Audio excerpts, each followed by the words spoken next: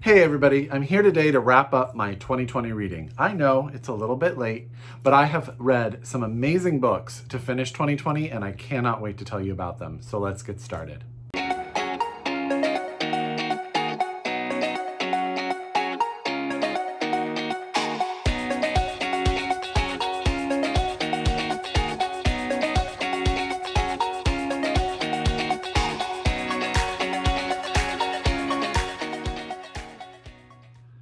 Hi everybody and welcome back to my channel. It's Russell with Ink and Paper Blog. How are you all doing? I hope you are well. I hope you are safe. I hope you are healthy.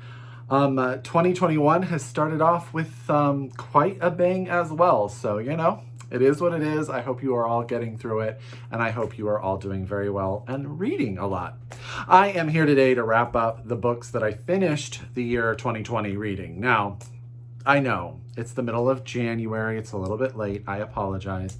However, I will say I did read some pretty darn good books. Now, the theme of this is going to be, I read a lot of science fiction fantasy to end the year. I was just looking for books to just escape in, great stories, great characters, and that is most of what this pile is. So there you go. But as always, I encourage you to get out your pen, your paper, your Goodreads, however you keep track of your TBR.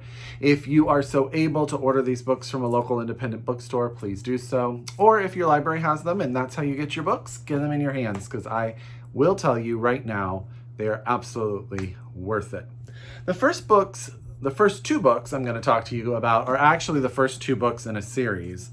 The first one is Gideon the Ninth by Tamsyn Muir. And then the sequel to that is, let's see if I'll hold it right here, Harrow the Ninth, also by Tamsyn Muir. These are both out from Tor. It's hard to explain a series, as you guys know, without ruining anything, but here's what I'm going to say.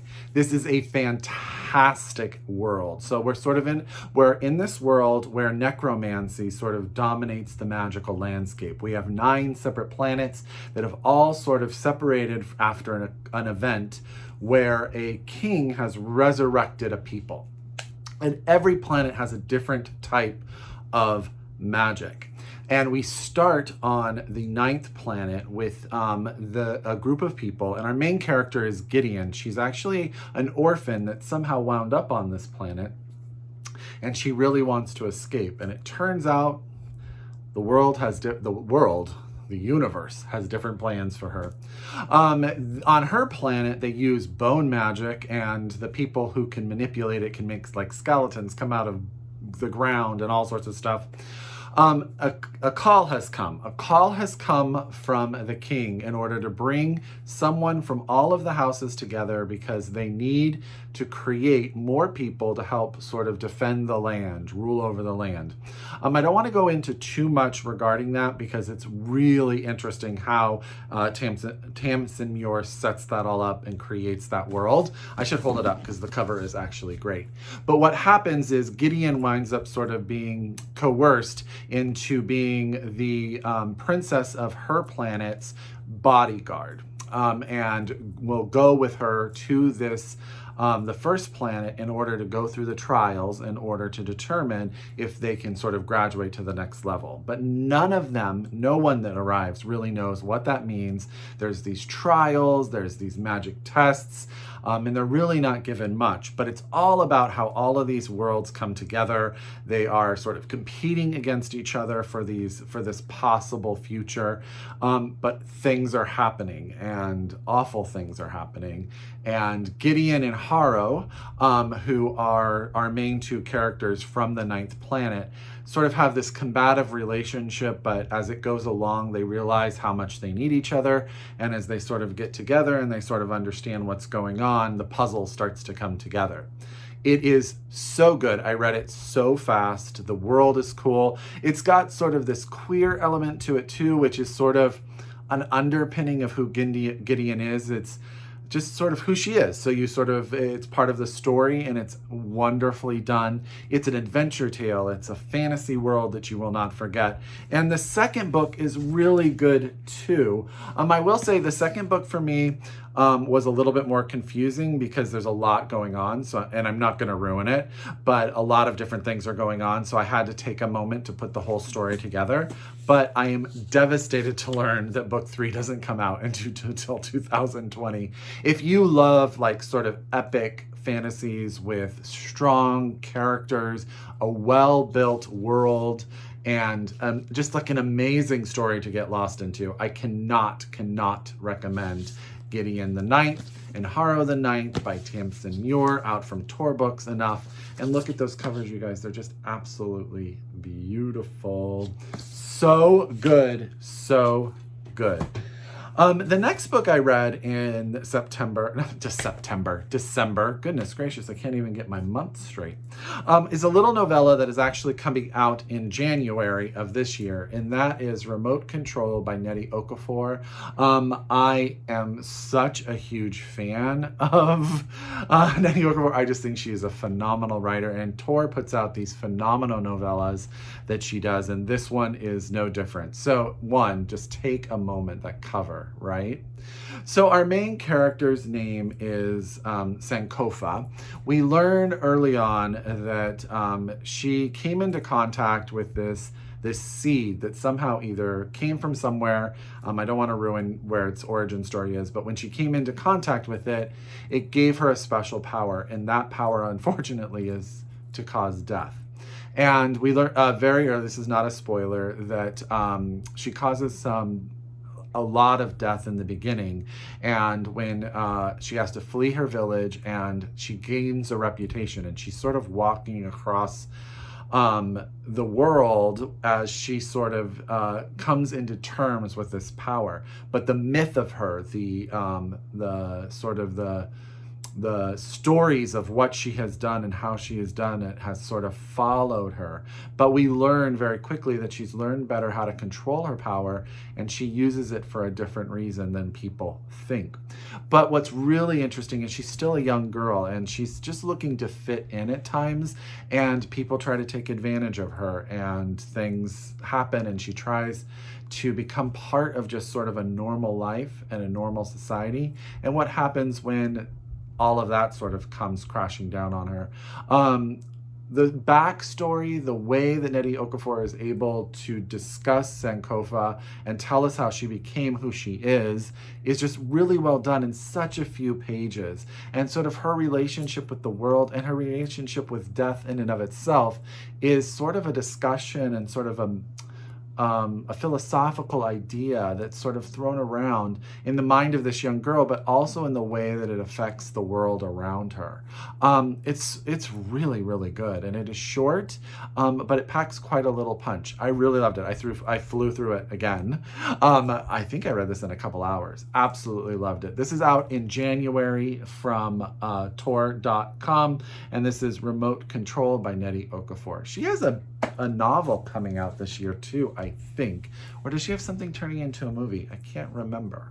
I then went on to another fantasy series, and this is just book 1, but I read The First Sister by Linden A. Lewis, and I want to make sure real quick. I'm just going to call them Linden because I don't know their preferred pronouns, but this is a fantastic new fantasy series, and this one is actually out from Skybound Books, Gallery Books. So what Linden has done is created this world, this sort of sci-fi space opera type of world. It's so good. And we have 3 characters. One is the first sister. So she belongs to this religious group. These women lose their voices, become sort of like temples for men and women who are not part of the order to confess their sins to come forth for comfort, but also not only mental and spiritual comfort, but physical comfort as well. And the first sister at the beginning of the book thinks she's going to escape this life. She thinks someone's about to take her off of her ship where she is, and she's about to settle down, and things do not turn out that way, and she has to become part of the game all over again. There's a new captain. We have another character who is like a soldier, and that soldier had been in a fight and been in an event where it didn't go very well, and is sort of having to rebuild his life after that event, and he is charged to kill his old partner who has been missing.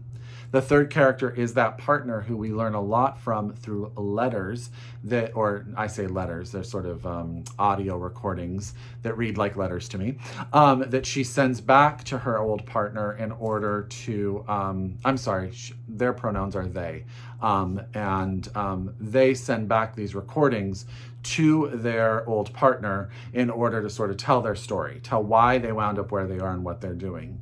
And what's happening is there's sort of this revolution going on. And how are these three people going to come together in this story?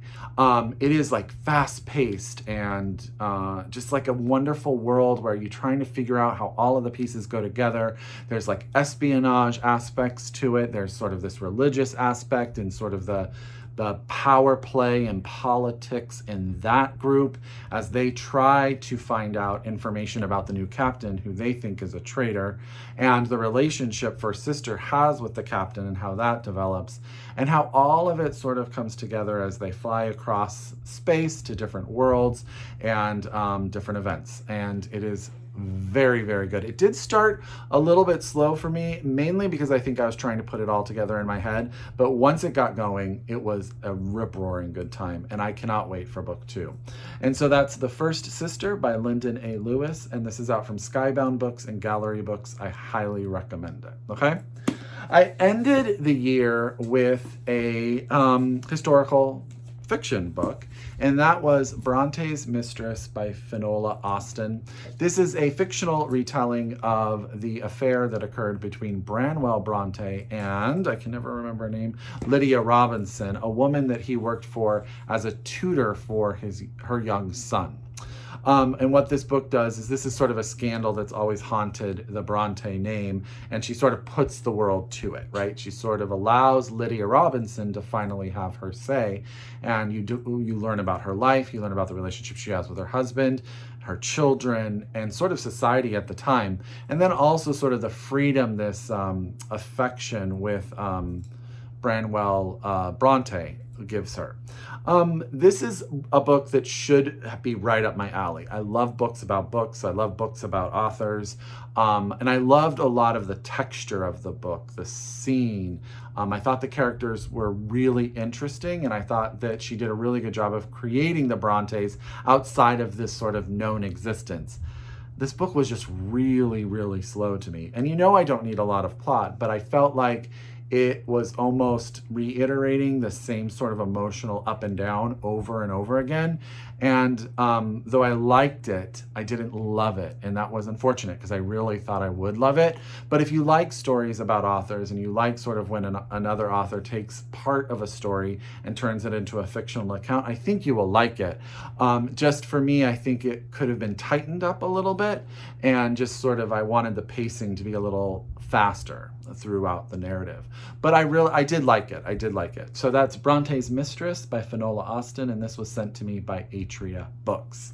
So that is the last stack of books that I read in 2020. I enjoyed most of them so much, and I hope you will give them all a go. I really hope you do. I hope to come to you guys with a ton of videos in 2021. Ryan and I are still carrying on the Spilling Tea Book Club. You're about to get a video that outlines the 11 books we're going to read in 2021, and we're super excited about that. I am trying to sort of diversify my reading even more than I did in 2020, and get some more video content out there to you guys. So I wish you guys a very, very happy 2021. I hope that it turns out the way every one of us wants it to be, and I hope you're safe and healthy. If you are a return subscriber, I couldn't do this without you. If you are new to my channel, thank you very much for coming. I hope you like these books. This was a little bit more sci-fi fantasy heavy than my channel usually is. I'm much more of a literary fiction reader in general, but those were just the books that were speaking to me in December, and you know what? I read the books that are speaking to me. As always, I encourage you to read globally, shop locally, and until next time, I wish you happy reading. Bye!